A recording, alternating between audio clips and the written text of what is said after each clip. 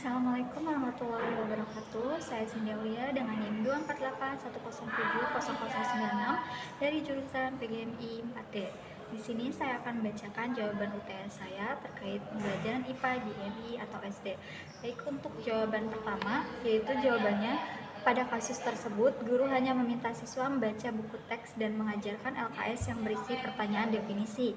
Pendekatan ini lebih menekankan IPA sebagai produk, yaitu kumpulan fakta, konsep, dan teori yang harus dihafal siswa. Padahal hakikat IPA tidak hanya sebagai produk, tetapi juga sebagai proses. IPA sebagai proses berarti siswa harus mengalami sendiri bagaimana pengetahuan itu diperoleh melalui kegiatan mengamati, menanya, mencoba, menalar, dan menyimpulkan. Nah, dalam materi siklus air, siswa seharusnya tidak hanya menghafal definisi eksplorasi, evaporasi, kondensasi, dan presipitasi, tetapi juga memahami proses terjadinya melalui pengalaman belajar yang sama. Ketidaksesuaian terjadi karena guru hanya menekankan hafalan tanpa memberi kesempatan kepada siswa untuk berpikir ilmiah. Akibatnya, siswa memang hafal definisi tetapi tidak mampu menjelaskan mengapa air laut dapat naik ke awan karena mereka tidak memahami penguapan secara mendalam. Nah, secara pedagogis, hal ini menunjukkan bahwa pembelajaran belum mengembangkan keterampilan proses sains seperti observasi, prediksi, dan penalaran sebab akibat. Siswa hanya menerima informasi secara pasif, bukan membangun pemahaman sendiri. Nah, rekomendasi perbaikannya yaitu guru sebaiknya menggunakan pendekatan inquiry dan pendekatan saintifik. Misalnya, guru dapat melakukan percobaan sederhana dengan memanaskan air dalam gelas kaca tertutup, sehingga siswa dapat mengamati proses penguapan dan pengembunan secara langsung. Langkah pembelajaran dapat dimulai dari mengamati gambar hujan atau video siklus air. Kemudian siswa diminta untuk bertanya mengapa air bisa berubah menjadi awan. Setelah itu siswa melakukan percobaan, lalu mencatat hasil pengamatan dan menyimpulkan sendiri proses siklus air. Dengan cara ini, siswa tidak hanya menghafal konsep tetapi memahami hubungan sebab akibat secara ilmiah sehingga pembelajaran menjadi lebih bermakna. Lalu nomor 2, jawabannya yaitu perbedaan utama antara inquiry terbimbing dan inquiry terbuka terletak pada bantuan guru dan kemandirian siswa. Pada inquiry terbimbing, guru masih memberikan arahan yang cukup jelas seperti rumusan masalah, langkah percobaan, alat dan bahan, bahkan kadang pertanyaan penuntun. Siswa tetap aktif tapi masih dalam bimbingan guru. Model ini sangat cocok untuk siswa MI karena kemampuan berpikir ilmiah mereka masih berkembang. Mereka membutuhkan scaffolding atau bantuan agar tidak mengalami kebingungan saat melakukan percobaan. Nah, contoh topiknya itu ada pengaruh cahaya terhadap pertumbuhan tanaman. Jadi guru bisa menyediakan 2 tanaman, lalu prosedur pengamatan dan pertanyaan penuntun.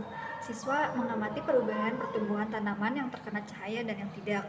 Alasannya karena topik ini cocok karena siswa masih membutuhkan arahan untuk memahami hubungan sebab akibat antara cahaya dan pertumbuhan tanaman. Lalu untuk inquiry terbuka. Pada inquiry terbuka, siswa diberi kebebasan lebih besar untuk merumuskan masalah, menyusun hipotesis, merancang percobaan, hingga menarik kesimpulan sendiri. Guru hanya berperan sebagai fasilitator. Model ini menuntut kemampuan berpikir abstrak, logis, dan mandiri yang lebih tinggi sehingga lebih cocok untuk siswa yang sudah siap secara kognitif. Nah, contoh topiknya itu ada faktor yang mempengaruhi penguapan air. Siswa diminta menemukan sendiri faktor yang ingin diuji, misalnya panas matahari, angin, atau luas permukaan air, lalu merancang percobaannya.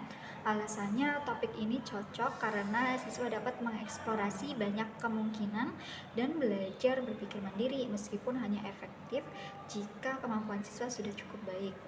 Nah, secara umum untuk siswa MI, inquiry terbimbing lebih aman dan efektif dibandingkan inquiry terbuka penuh.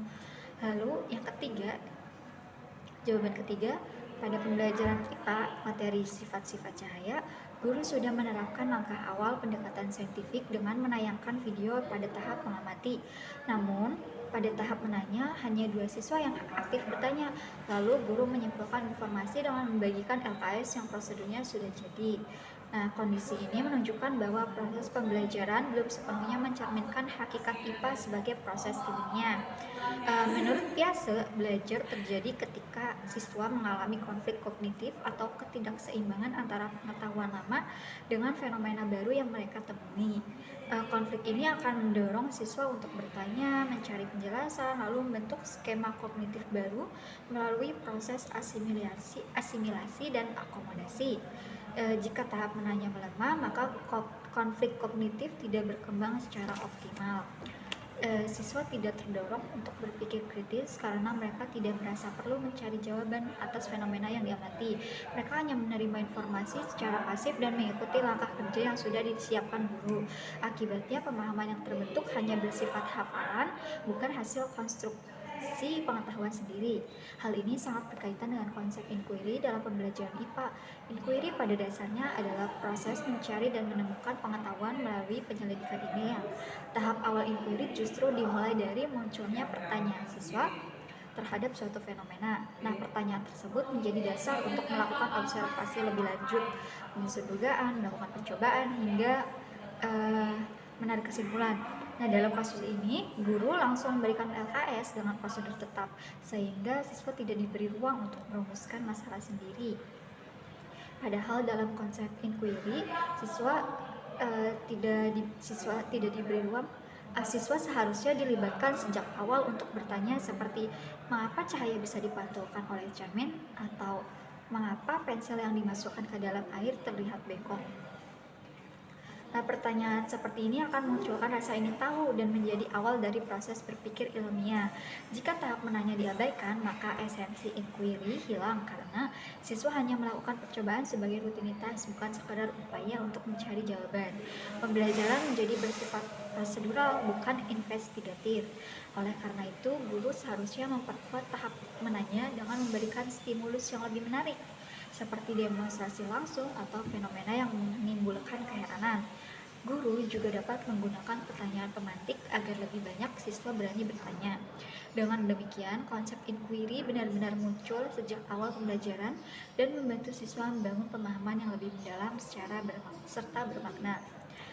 Selanjutnya, jawaban nomor 4. Discovery learning dan inquiry learning sama-sama menempatkan siswa sebagai pusat pembelajaran, tetapi memiliki perbedaan pada tingkat kebebasan berpikir. Discovery learning lebih berfokus pada menemukan konsep yang sudah dirancang guru. Guru biasanya sudah menyiapkan masalah dan arah pembelajaran, sedangkan siswa menemukan konsep melalui pengamatan dan analisis. Sementara itu, inquiry learning lebih menekankan proses penyelidikan ilmiah secara menyeluruh, termasuk merumuskan pertanyaan, menyiapkan hipotesis, melakukan eksperimen, hingga menarik kesimpulan. Secara kritis, inquiry learning lebih menekankan kebebasan siswa dalam merumuskan pertanyaan karena inti dari inquiry adalah rasa ingin tahu yang muncul dari siswa itu sendiri. Sedangkan discovery learning itu pertanyaan seringkali masih berasal dari guru. Jika saya menjadi guru di kelas dengan kemampuan kognitif yang heterogen, saya akan memilih discovery learning. Alasannya karena discovery learning itu lebih terstruktur sehingga siswa yang kemampuan berpikirnya masih rendah tetap dapat mengikuti pembelajaran dengan baik. Siswa yang cepat memahami tetap bisa berkembang melalui proses penemuan, sedangkan siswa yang lambat tidak merasa terlalu terbebani. Jika menggunakan inquiry learning secara penuh, siswa yang kurang siap secara kognitif akan mudah bingung karena mereka harus merumuskan masalah sendiri.